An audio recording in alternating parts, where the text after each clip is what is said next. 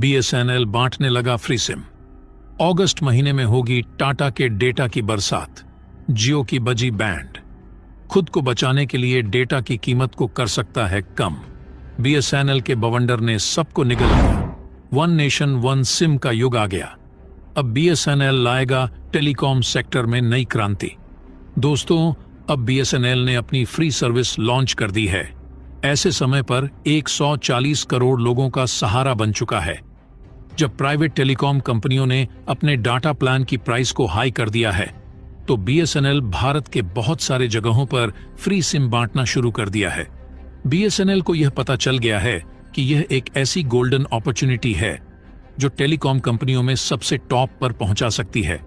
जैसा कि हम सबको पता है कि इस समय जियो, एयरटेल और वीआई ने 10% से लेकर के 27% तक टैरिफ का दाम बढ़ा दिया है। यानी जो प्राइस है वो हाइक हो गई है, बढ़ चुकी है जियो, एयरटेल और वीआई की, और इसी का फायदा बीएसएनएल अब लेना चाहती है। इसलिए बीएसएनएल एक्शन में आ गई है। लोगों को अपनी ओर आकर्षित करने के लिए बीएसएनएल अब तो फ्री सिम तक बांट रही है।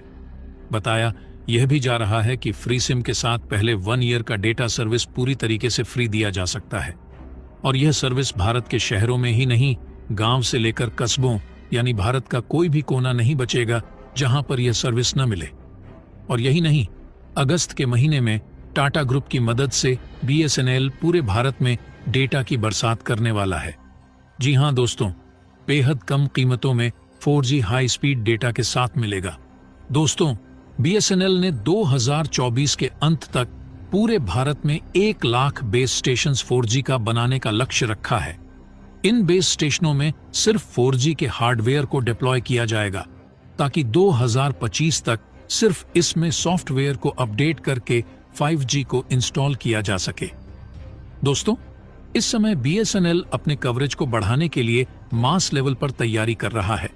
दरअसल जिन गांवों तक अभी 4G अच्छे से नहीं पहुंच पाया है, वहां तक 4G को अच्छी तरह से पहुंचाने के लिए बीएसएनएल ने अपनी कमर को कस ली है।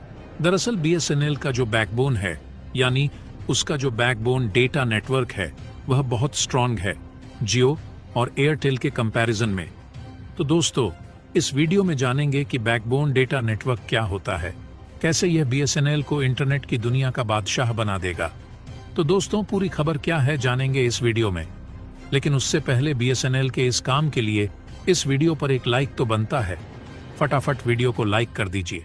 दोस्तों, अगर बीएसएनएल 4G हर जगह अच्छे से पहुंचा देता है, अच्छी खासी स्पीड लोगों को दे देता है, तो दोस्तों मान के चलिए जिस कीमत पर बीएसएनएल ऑफर कर रहा है, उस कीमत पर अगर 4G अच्छी तरह से रोल आउट हो गया पूरे भारत में, तो दोस्तों डेफिनेटली जियो, एयरटेल और वीआई को अपने टैरिफ प्राइस को कम करना ही पड़ेगा, वरना उनका खेल खत्म हो जाएगा। देखा जाए तो इस समय सबसे ज्यादा यूजर बेस जियो के पास है, उसके बाद एयरटेल और फिर वीआई, और सबसे लास्ट में बीएसएनएल का नंबर आता है।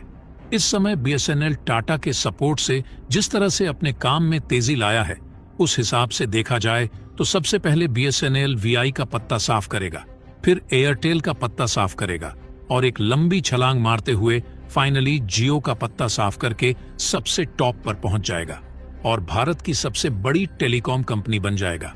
दोस्तों, क्या कभी आपने सोचा है कि आखिर इन टेलीकॉम कंपनियां, वो चाहे बीएसएनएल हो, एयरटेल हो या वीआई ही क्यों ना हो, इनके पास इंटरनेट आता कहां से है?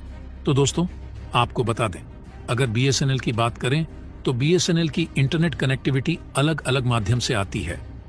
सबसे पहला under water submarine fibre optic cable. ये केबल हजारों किलोमीटर लंबे होते हैं और एवरेस्ट जितनी गहराई से भी अधिक नीचे बिछे होते हैं। हाई डाटा स्पीड देने वाले ये केबल्स होते हैं। ये केबल्स पूरी दुनिया को एक दूसरे से कनेक्ट करता है। इन्हीं केबल्स के माध्यम से पूरी दुनिया में इंटरनेट पहुंचता है। अभी समुद्र के नीचे करीब 426 सबमरीन केबल्स हैं, जिनकी total length around 13 lakh kilometre है। गूगल, माइक्रोसॉफ्ट और फेसबुक जैसी बड़ी इंटरनेट कंपनियां इन्हें बिछाती हैं। तमाम टेलीकॉम प्रोवाइडर्स भी इसमें अच्छा खासा पैसा इन्वेस्ट करते हैं। तो बीएसएनएल जो है, इन्हीं कुछ इंटरनेशनल सबमरीन केबल से अपना इंटरनेट प्राप्त करता है। दूसरा है सैटेलाइट। लेकिन सैटेलाइट इंटरनेट का इस्तेमाल बीएसएनएल कम करता है। ज्यादा इस्तेमाल अंडर वाटर सबमरीन केबल का करता है, क्योंकि सैटेलाइट सिस्टम की तुलना submarine optical fibre cable data transfer के लिए काफी सस्ते पड़ते हैं। इनका नेटवर्क भी ज्यादा फास्ट होता है। सबमरीन केबल जिनसे बीएसएनएल इंटरनेट लेता है, उसमें से एक केबल सबसे महत्वपूर्ण है। उसका नाम है SIAMIWE, यानी south east Asia, middle east, western Europe. Submarine cable के साथ में बीएसएनएल इस्तेमाल करता है फ्लैग, यानी fibre optic link around the globe. इस तरह इन दो तरीकों से बीएसएनएल इंटरनेट की दुनिया से कनेक्ट हो जाता है। अगर जियो की बात करें तो जियो भी सबमरीन केबल से इंटरनेट लेता है, लेकिन साथ ही साथ केबल्स डालने का भी काम करता है। नए केबल्स को डालकर भारत की कनेक्टिविटी दूसरे देशों के साथ करने के लिए अलग से पैसा कमाता है, यानी जियो दो तरीके से पैसा कमाता है। वहीं बीएसएनएल केवल इंटरनेट कनेक्टिविटी देता है, केबल डालने का काम नहीं करता है। और सबसे बड़ी बात यह है कि बे ऑफ बंगाल गेटवे, ये जो सबमरीन केबल हैं और साथ में south east Asia, middle east, ये जो दोनों इलाकों को जोड़ने वाला केबल है, जिसको बीबीजी कहा जाता है, यानी बे ऑफ बंगाल गेटवे, इसके ऊपर जियो का ही पूरा कब्जा है।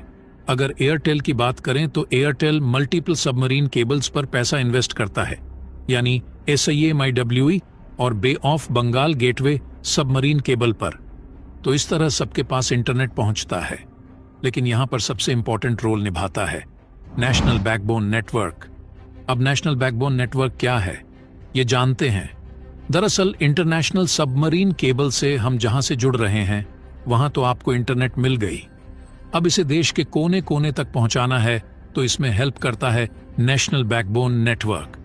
दरअसल नेशनल बैकबोन नेटवर्क का असल काम होता है हर शहर के साथ में उस केबल को कनेक्ट करना, हर छोटे कस्बे के साथ कनेक्ट करना, हर जिले के हर कस्बे और कस्बे से हर गांव को केबल्स से कनेक्ट करना, यानी जहां से इंटरनेट आ रहा है से लेकर के देश के कोने कोने तक इंटरनेट की जो पहुंच है उसको बढ़ाना। तो दोस्तों, सबसे strong national backbone network BSNL के पास है, और इसी का सहारा लेकर बीएसएनएल भारत के कोने कोने तक अच्छी तरह से 4G नेटवर्क लोगों तक पहुंचा सकता है। एक बार बीएसएनएल का पूरी तरह से इंफ्रास्ट्रक्चर खड़ा हो गया 4G का, तो बीएसएनएल आसानी से अगले साल इसको 5G में अपग्रेड कर सकता है। उसके बाद बीएसएनएल को बीट करना जियो, एयरटेल और वीआई के लिए मुश्किल हो जाएगा। फाइनली उन्हें अपनी प्राइस कम करनी ही पड़ेगी। तो इस वक्त देखा जाए तो बीएसएनएल में सिम पोर्ट करवाना विन विन सिचुएशन लग रहा है। तो दोस्तों, कौन कौन बीएसएनएल में अपनी सिम पोर्ट करवा चुके हैं, कमेंट बॉक्स में जरूर बताइएगा। तो दोस्तों, जय हिंद, जय